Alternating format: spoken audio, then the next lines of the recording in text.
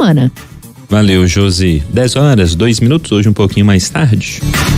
O assunto é com Murilo Rocha. E aí, Murilo? Pois é, Lucas, Luciano, ouvinte, vários assuntos nessa sexta-feira. Um deles é essa questão da política, né? Que nós estamos entrevistando agora o presidente estadual do Novo, falando aí que o Novo não se decidiu pelas suas alianças, mas no outro polo, né? Foi formalizado aí o casamento, agora oficial, né? Lula com Calil, a gente já tinha falado aqui que tinham se acertado, mas ontem se pronunciaram aí o PSD, o PT e o próprio Calil, que a campanha dele já soltou um vídeo ontem aí nas redes sociais com um jinglezinho chamando aí para essa aliança entre o ex-prefeito e o ex-presidente. Então agora está formalizada essa aliança entre Lula e Calil. É uma aliança forte, agora vai enfrentar aqui, como eu já tenho falado, um governador muito bem avaliado, o governador Romeu Zema. Então teremos com certeza uma eleição muito interessante aqui em Minas Gerais, que fica a dúvida se será resolvida em primeiro e segundo turno. Para ir para o segundo turno teria que ter uma terceira força. Ainda não temos essa terceira força. Temos o nome do Carlos Viana lançado, mas com risco aí dessa candidatura ser retirada, né, por ordem do Planalto. Então ainda há essa dúvida, mas sem dúvida será uma eleição bem interessante aqui em Minas Gerais. Agora, o assunto que eu queria falar, na verdade eu anotei aqui 5 assuntos diferentes, mas vou ser bem breve aqui para reduzir a pauta aqui. Um outro assunto importante do dia é a questão de Marcos Valério, que foi, né, ganhou progressão em regime aberto, né? Quem não se lembra, Marcos Valério, lá o chamado operador do mensalão em 2005, durante o governo Lula, primeiro governo Lula. Marcos Valério daqui de Belo Horizonte, era sócio de uma agência de publicidade que era usada para desviar dinheiro, para pagar políticos. Essa foi a acusação na época da Procuradoria-Geral da República, que acabou sendo aceita e várias pessoas condenadas nesse processo.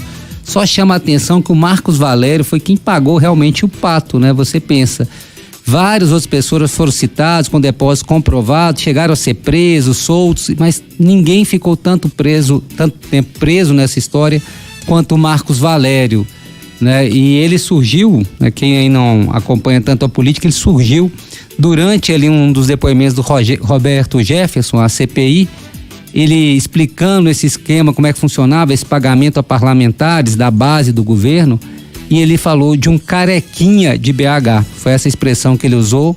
Ele falou, não me lembro o nome, um carequinha de BH, e aí logo depois citou formalmente o nome do Marcos Valério na CPI, que se tornou um nome nacional, um escândalo nacional.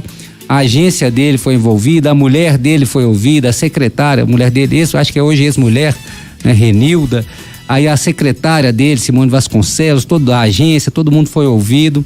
Foi talvez aí um dos grandes escândalos aí do país de corrupção. Aquela CPI pegou fogo, né? Foi uma CPI no ano 2005, uma CPI bem agitada, marcou a época essa CPI, mas chama a atenção que foi o Marcos Valério aí, no fim das contas, foi quem ficou mais tempo preso e pagou o pato. E hoje, ontem na verdade, o Marcos Valério ganhou uma progressão de pena e vai poder cumprir aí em casa o resto aí dessa sentença. Só para fechar, eu queria registrar aqui e fazer uma notícia muito triste que eu vi as imagens, fiquei impressionado, e é um alerta para todos nós no nosso dia a dia, que foi uma briga de vizinhos no bairro Santo Antônio ontem em Belo Horizonte. Que coisa horrorosa. Um professor de história, filho de 28 anos, filho de um desembargador aqui do Tribunal de Justiça, foi reclamar do barulho que um Martelada. vizinho, exato, o vizinho estava fazendo, né, no bairro Santo Antônio aqui em Belo Horizonte. O vizinho do andar de cima estava fazendo barulho, martelado. Ele já subiu com um spray de pimenta na mão. Tem uns vídeos, né? Não se sabe. O que dá a entender é que eles já tinham alguma rixa ou discutiram anterior às imagens que são mostradas no circuito interno de câmeras, porque ele já chega com um spray de pimenta, o professor de história de 28 anos, quando o vizinho, um senhor de 68, se eu não me engano, quando o vizinho sai, ele joga esse spray de pimenta na cara do vizinho, aí somem para a escada a imagem, quando já volta o vizinho dá 2 facadas nele, caído no chão. Uma cena triste, mas que eu fico pensando, gente, isso ocorreu no bairro Santo Antônio, bairro de classe média aqui de Belo Horizonte, e essa violência cotidiana, né, essa intolerância cotidiana, claro não, mas dá a entender que ali já havia um problema. entre vizinhos, né? E todos nós estamos sujeitos a isso no dia a dia, é no trânsito, é no prédio. Mas olha o limite que chegou. Olha, ele já foi com spray de pimenta reclamar e o vizinho já saiu com uma faca. Olha a situação, né? Agora tem 2 famílias destruídas aí. Claro, a da vítima que morreu, né? Morreu, foi atendido, tal, passou por cirurgia, mas não resistiu. E a desse senhor também, que vai ser preso agora pelo crime de homicídio. Mas olha que coisa, uma briga de vizinhos por causa de barulhos. Não interessa se tinha histórico, eu acredito que tenha histórico de outro, provavelmente eram vizinhos que se davam mal. E é difícil, às vezes, relação com o vizinho, né? Mas nunca podemos chegar a esse extremo. E me remete também a briga de trânsito, que às vezes a gente xinga, gesticula, aí para do lado do carro, fica trocando, né, ali insultos. E se a pessoa está armada ou de cabeça quente, acaba cometendo um crime bárbaro como esse. Briga de vizinhos no bairro Santo Antônio, um jovem de 28 anos, professor de história, de um cursinho preparatório, tomou 2 facadas na barriga e morreu. É uma coisa impressionante essa violência cotidiana. Então a gente tem que policiar muito nossas atitudes, né, nossa saúde mental, mesmo nessas chateações que realmente martelada de manhã ninguém merece. Mas assim, a gente tem que policiar muito essas nossas emoções e reações nesse dia a dia, viu? Queria deixar esse registro aqui, desse triste episódio ocorrido ontem aqui em Belo Horizonte.